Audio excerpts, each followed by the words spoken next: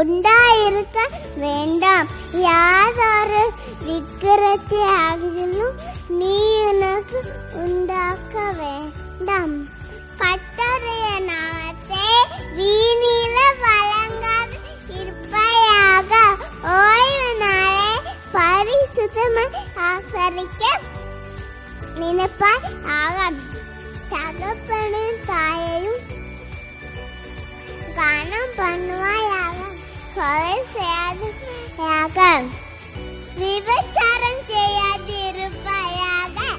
களவு செய்யாது இருப்பாயாக. பொய் சாட்சி சொல்லாதிருப்பாயாக. இச்சியாதிருப்பாயாக.